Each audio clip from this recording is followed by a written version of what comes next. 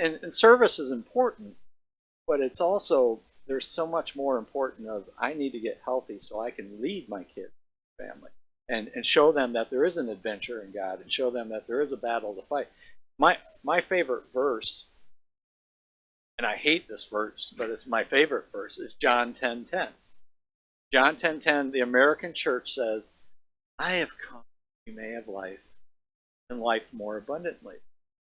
And that's a great verse, and that's, you know, the promise from Jesus, and everything sounds good. But the first part of that verse says, the thief comes to steal, kill, and destroy. And if the thief comes to steal, kill, and destroy, what does that mean? Comes, kill, kill. Yeah, it means exactly what it means. He's screwing with your life. Yeah. And so often what we see with that is we want the blessings, but when the blessings aren't coming, who do we blame? God. God, why aren't you coming through? I prayed. Why aren't you doing this? I prayed. What's going on? I'm a good guy. Why aren't you blessing me? What's going on? And we blame him, and we don't blame the thief that comes to steal, kill, and destroy. And so there's a war going on, and unless you're working with guys as a team and growing, learning that battle, and knowing that battle's not God, you're in trouble. Well, and when I was at the boot camp and I recognized that, it wasn't me, or it wasn't God, condemning me, that I had an enemy. Then I went, okay, now how do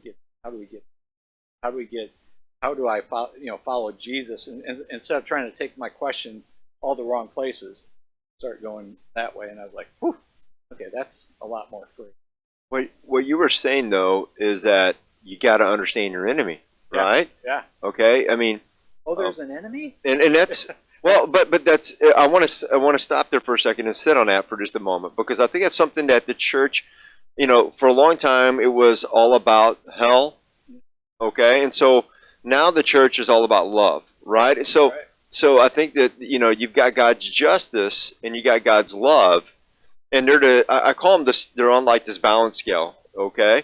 An American church always seems to go one way or the other and not stay balanced in those.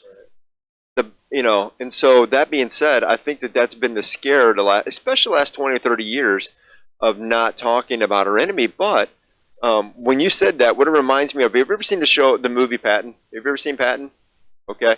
Older movie, okay. And there's a scene in there, okay, where the general is reading a book, okay, and you're thinking, okay, well, this book must be the Bible, because it looks like a Bible, okay? It looks like a Bible, but it isn't, because the next morning they're in this tank battle, and he's going against the German the guy he was battling had written the book. I mean, he was considered the supreme all-knowing tank battle guy from Germany, right?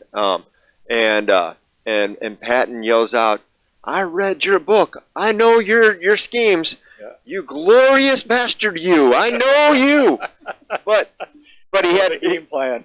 But he knew the game, and so he was able to defeat him. And the Germans were shocked because they had superior equipment. Right. They had the superior equipment. They had the guy who'd written the handbook. The problem is he gave the enemy the handbook.